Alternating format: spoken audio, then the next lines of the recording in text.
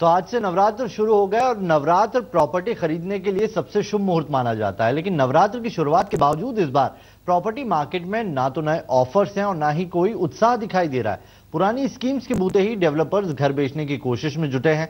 क्या इन स्कीम्स के बूते प्रॉपर्टी बाजार तक नवरात्र में लोग आएंगे, ग्राहक पहुंचेंगे? आइए देखते हैं रिपोर्ट।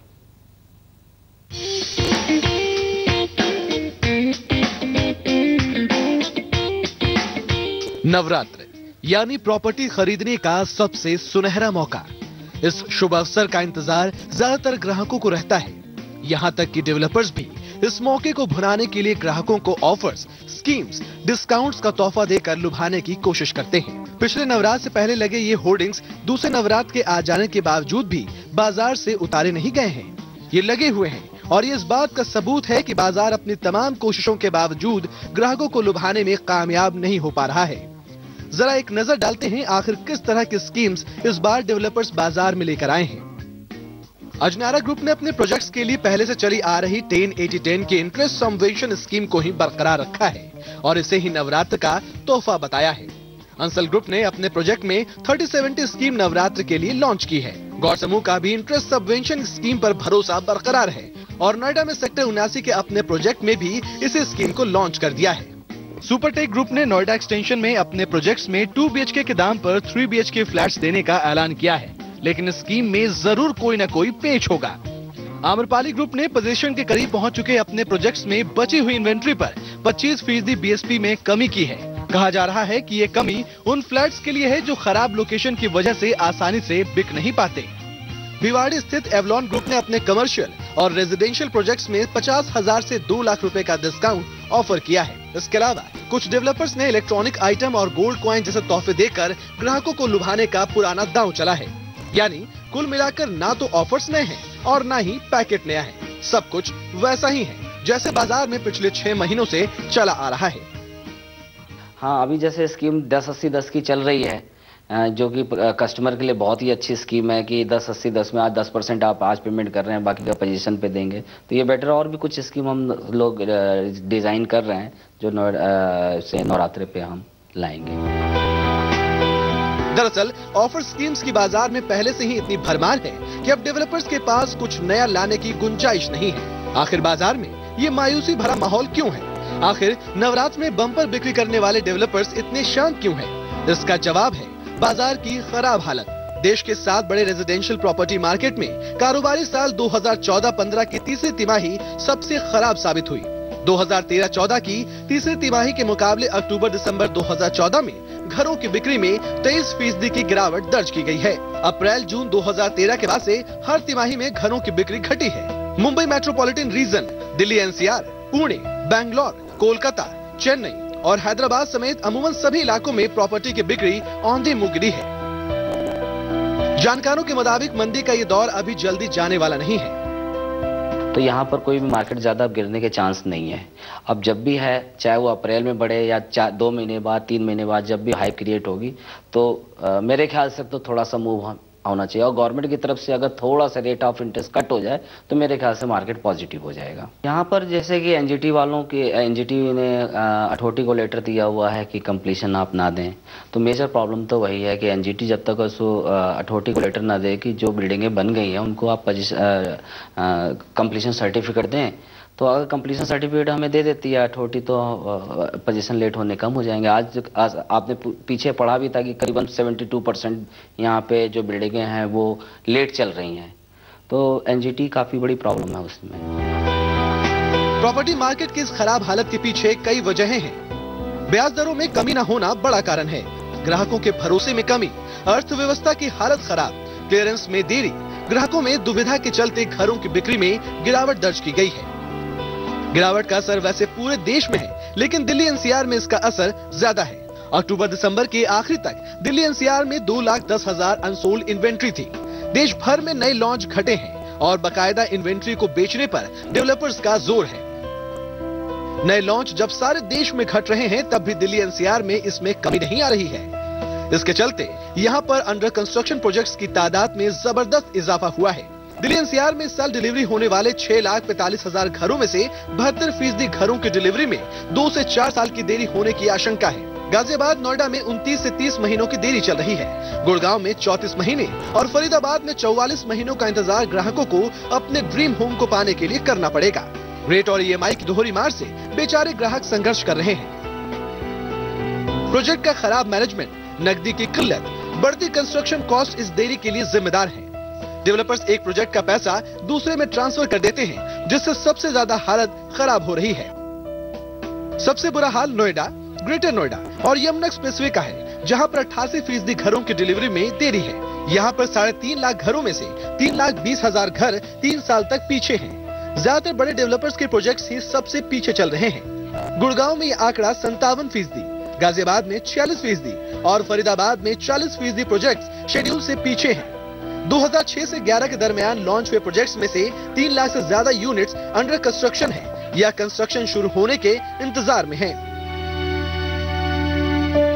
अब आप अंदाजा लगा सकते हैं कि जब बाजार में इस तरह की हालत है तो फिर नवरात्र में डेवलपर्स या ग्राहकों के लिए किसी तरह के उत्साह की संभावना ही खत्म हो जाती है। यानी इस नवरात्र को ना तो डेवलपर्स खास ऑफर्स लेकर आएंगे और ना ही ग्राहकों की तरफ से खरीदारी में कोई तेजी आने की उम्मीद रहेगी।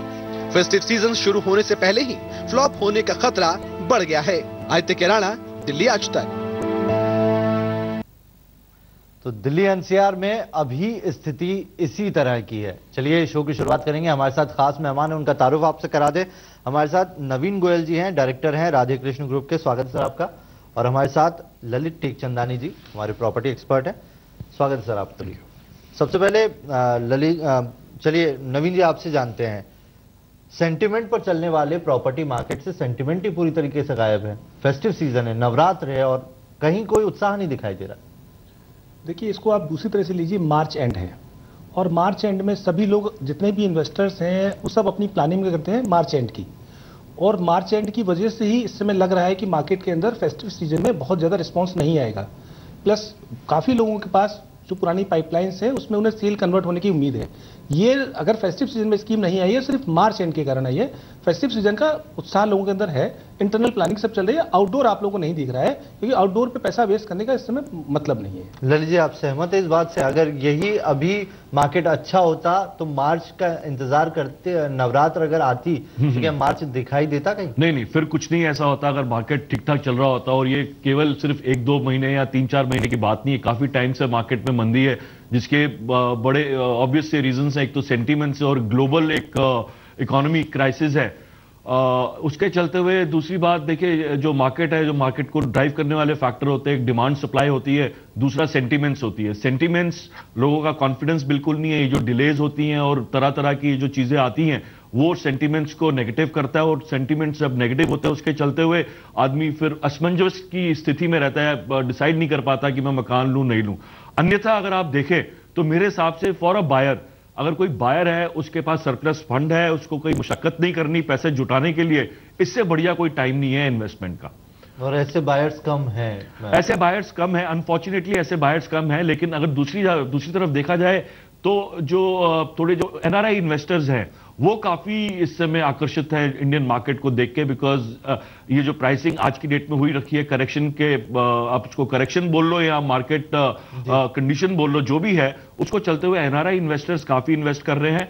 और दूसरा, जिनको लगता है कि जॉब में स्टेबिलिटी है और कोई एंसेस्ट्रल प्रॉपर्टी बेच के या कुछ कर रहा है, तो ऐसे भी काफी इन्वेस्टर्स हैं जो कि इस समय मार्केट में इन्वेस्ट कर रहे हैं। जिस तरीके से मार्केट पिछले 3 साल से एक जैसा बढ़ रहा है, इसमें कोई बढ़ोतरी नहीं हो पा रही है, क्या देखते हैं? क्या सरकार, जो सरकार से उम्मीद की जा रही थी हर बजट के दौरान, पिछले बजट में कुछ नहीं हुआ, इस बजट में भी कुछ नहीं हुआ, ये जो अनदेखी है कहीं ना कहीं, ये इस इंडस्ट्री को, जिसको इंडस्ट्री का दर्जा भी नहीं मिला हुआ, उसके लिए नुकसानदायक साबित हो रही है? आपकी बात से इससे सहमत हूं कि सरकार ने इस बार इसको नजरअंदाज किया, बिल्कुल भी नहीं देखा। और ये इस इंडस्ट्री के लिए बड़ी ही दुर्भाग्य की बात है कि गवर्नमेंट ने जो उम्मीदें थी, कि नई उम्मीदों के साथ गवर्नमेंट आई है और इस रियल एस्टेट इंडस्ट्री को इंडस्ट्री का दर्जा देगी, काफ़ी कुछ छूट या रिबेट देगी आम आदमी को घर देने के लिए, इससे सहमत हूँ।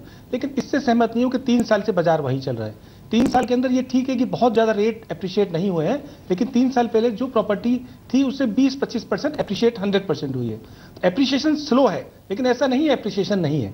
इस बात से सहमत हूँ कि सरकार ने इसमें वो कौन से फैक्टर्स हैं जो इसके लिए जिम्मेदार हैं? उसके लिए जैसा अभी आपने कहा, बिल्कुल ठीक कहा कि इसमें डिमांड सप्लाई की थोड़ी समस्या है। डिमांड सप्लाई की वजह से डिमांड इस समय कम है, सप्लाई ज्यादा है, तो एप्रिसिएशन उससे थोड़ा कम हुआ है। एप्रिसिएशन कम होना तो समस्या है, लेकिन ना होना नहीं है। ऐसा नहीं है कि एप्रिसिएशन नहीं हुआ।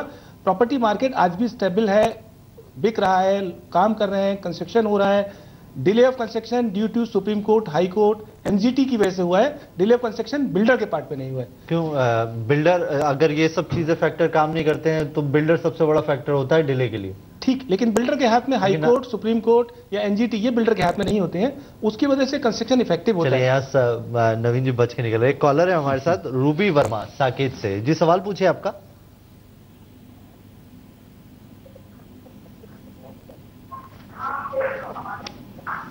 आप सवाल पूछ सकते हैं और अपना टीवी स्क्रीन का ऑडियो थोड़ा सा कम कर दीजिए। हेलो जी सवाल पूछिए। मेरे को पूछना था कि मैंने 2008 में ही बीपीटीपी फरीदाबाद में लिया था घर। वहाँ पे कोई फैसिलिटी नहीं अभी तक। लोग बाग तो रह रहे हैं लेकिन कुछ भी नहीं हो रहा है अभी तक। मुझे बोला गया था कि 12 के जनवरी में आपको दे देंगे, और इसलिए मैं जानना चाहती हूँ कि उसका कुछ लग रहा होगा कि नहीं होगा। नहीं देखिए, होगा नहीं होगा ये तो हम अभी अपने इस प्रोग्राम की शुरुआत में हम अभी कैप्चर कर रहे थे कि किन प्रोजेक्ट्स में किस किस तरीके की डिले हो रही है। डिले बिल्कुल है उसमें। और दूसरी बात, आपका कोई कॉन्ट्रैक्ट होगा, उनके साथ कोई एग्रीमेंट होगा, एग्रीमेंट में कुछ क्लॉजेस होंगे कि इतनी डिले के बाद आपको कुछ पेनल्टी मिलेगी या कुछ होगा। तो थोड़ा सा आप उसको लीगली वेट करवा लीजिए या खुद ही घर पे एक बारी उसको थोड़ा सा बारीकी से अंडरस्टैंड कीजिएगा कि आपको डिले है और डिले के कॉन्सिक्वेंसेस किन रीजन से डिले आ रहा है और किस रीजन पे आप उनसे पेनल्टी मांग सकते हैं। अन्यथा उसके अलावा अनफॉर्चुनेटली आपके पास और कोई ऑप्शन नहीं है, बट वेट करने का ही ऑप्शन है कि जब वो डिलीवरी मिलेगी तो आपको वो आपका घर मिलेगा। देख रहे हैं आप जो जिस तरीके से लोग कॉल कर रहे हैं, उनकी सबसे बड़ी प्रॉब्लम ये डिले होता है। कारण कहीं भी हो, इसमें नो डाउट सफर बिल्डर कर रहा है, लेकिन हर लिहाज से वो बायर भी सफर कर रहा है, और इस वजह से कहीं नहीं लगता कि बिल्डर भी थोड़े जिम्मेदार होते हैं। देखिए, जो एग्रीमेंट होता है, आपने अभी बिल्कुल ठीक कहा, उस एग्रीमेंट के अंदर लिखा होता है कि इतने महीने के अंदर हम आपको पोजीशन देंगे, अगर नहीं दे पाएंगे तो पर स्क्वायर फीट कितना पेनल्टी देंगे। उस पेनल्टी की भी एक लिमिटेशन होती है। तो सबसे पहले वो एक बार उसको अपने एग्रीमेंट को अध्ययन कर ले, उसको देख के समझ ले और वास्तविक परिस्थिति भी समझ ले। अगर लगता है कि डेवलपर उसमें वाकई गलत कर रहा है तो उसके लिए आज की डेट में अपार्टमेंट एक्ट आ गया है, क्रेडाई है, उसके द्वारा वो मदद ले सकती हैं। तो पहले एक बार अपने परीक्षण कर लें कि सच्चाई क्या है। जी, तो आप एक बार परीक्षण करें, उसके बाद जाहिर सी बात है थोड़ी कागजी कार्रवाई जो हुई है उसको पढ़ेंगी तो आंखें भी थोड़ी सी उनकी भी खुलेगी। चलिए एक छोटा सा ब्रेक ले रहे हैं। हमारे साथ एक और कॉलर है नोएडा से ललित, लेकिन उनका रुख करें उससे पहले एक ब्रेक ले लेते हैं, तुरंत लौट रहे हैं।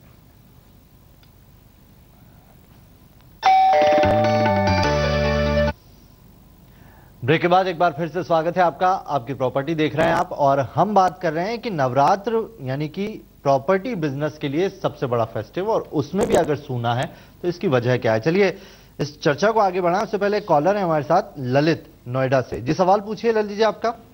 Sir good evening sir. Sir मेरा एक क्वेश्चन है कि मैंने एक प्रॉपर्टी देखी है लेजर पार्क, आम्रपाली का है सर ये प्रोजेक्ट जी। एक तो मुझे सर इसका एक डिस्काउंट का मुझे पता करना है कि डिस्काउंट कब से एप्लीकेबल होंगे, और दूसरा सर मेरा इसमें क्वेश्चन है कि आम्रपाली को लेकर इनकी क्वालिटी इश्यूज का मुझे काफी सुनने में आ रहा है। तो सर ये कहाँ तक ये सच है और कहाँ तक मतलब रेपुटेशन पे, मतलब इस पे हमारी क्वालिटी पे। आम्रपाली ग्रुप के बारे में ललित जी जानना चाह रहे हैं, दूसरा उसके इश्यूज कुछ हैं।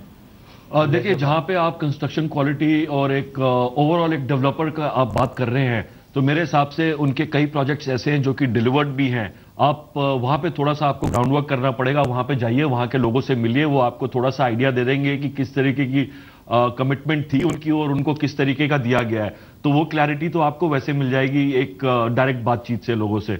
दूसरा जो हम आप बात कर रहे थे डिस्काउंट्स और ये सब की, ये देखिए ये डेवलपर टू डेवलपर डिपेंड करता है। जरूरी नहीं है कि एक डेवलपर अगर एक्स डिस्काउंट दे रहा है तो दूसरा उसको मैच करे या कुछ करे किस।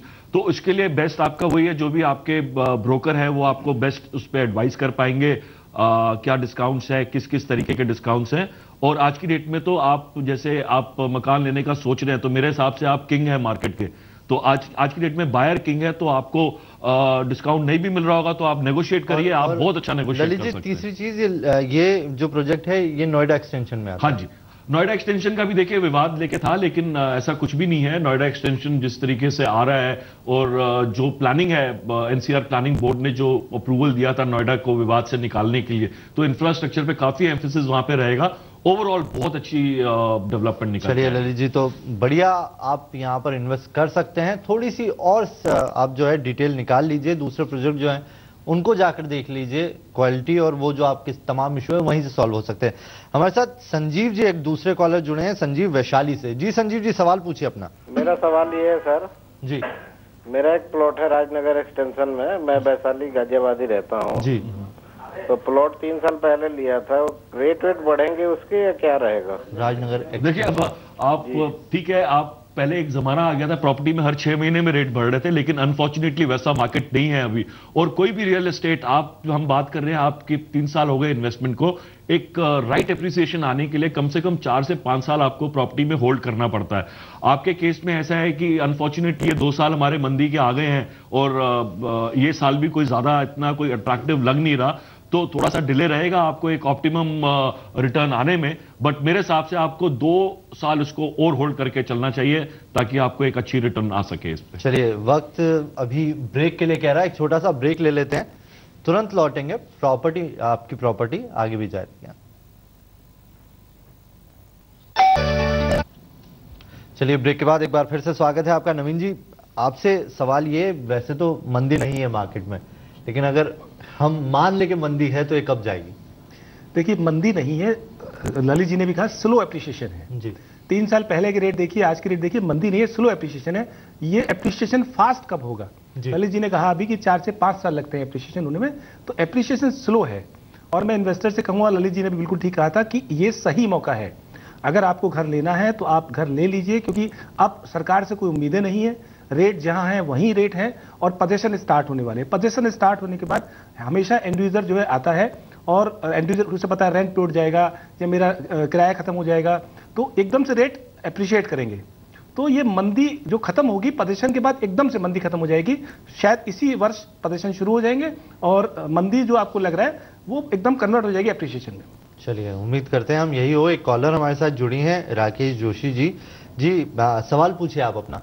हेलो, मैं फरीदाबाद से बोल रही हूँ जी। हमारे यहाँ सेक्टर 9 में एक कोठी है और हमने वो सेल करनी है और कह रहे हैं कि मैंने पूछना है कि यहाँ पे मेट्रो आने के बाद कुछ प्राइसेस बढ़ेंगे, कैसे करना चाहिए ललित जी? देखिए, बिल्कुल मेट्रो का फर्क पड़ता है, लेकिन अगर हम मेट्रो का रिकॉर्ड देखें तो अगर आपके वहां पे मेट्रो निकलने का प्लान भी है तो इसका मतलब वो एग्जीक्यूट होगा ही होगा।